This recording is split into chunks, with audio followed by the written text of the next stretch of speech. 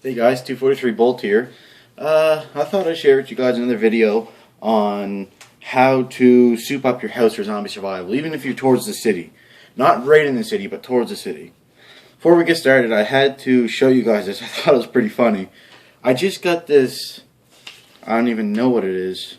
Something about the Bible, but the irony is I'm making zombie survival videos, and I don't know if you can see it here, but it says, "Can the dead really live again?" I just thought it was kind of ironic because, I'm making zombie survival videos, and can the dead really live again?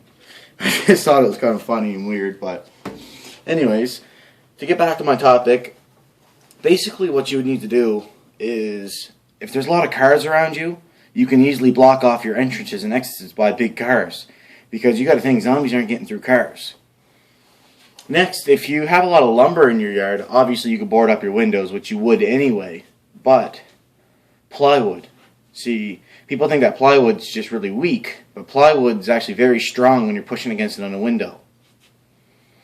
So I would most definitely use plywood for your doors and windows if you have to seal them up. But the most important thing to remember is that no matter how much plywood you have on your windows, with enough zombies, you've got to get out sometime. That's the thing. You have to have a vehicle out back of your house ready to go with a bug out bag in there. Which, search up my cousin Austin Grant on YouTube and he'll show you what his good bug out bag is. Or even mine, I got a good bug out bag with him. But he'll show you a lot of necessities on how to make things out of duct tape, let's say, which are very useful. Knife holders, anything. So check out his channel and see what he has to offer. But I must say, other than that, if you have your plywood to block your windows off and you have your car to block your front door, things like that really does help. But since you're towards the city, it would be wise to get the hell out of Dodge, basically. You want to be out towards the countryside where you can have gardens outside. Blocked in, of course, but you want to have gardens outside. See, when you're down in the cities like that, that's where zombies are going to be for the first probably 6 months, because they know they can smell a lot of people there, and that's where they got a lot of food in the past. So they wouldn't start moving until pretty much everybody's dead in downtown Edmonton, let's say, for example, since I'm here in Alberta. But other than that, you're out in the countryside, you block off your windows, everything. And when you're looking for a house, please make sure you look for anything above eye level, because you got to think, if the window is this tall and you're standing to it, they can put all their force onto it.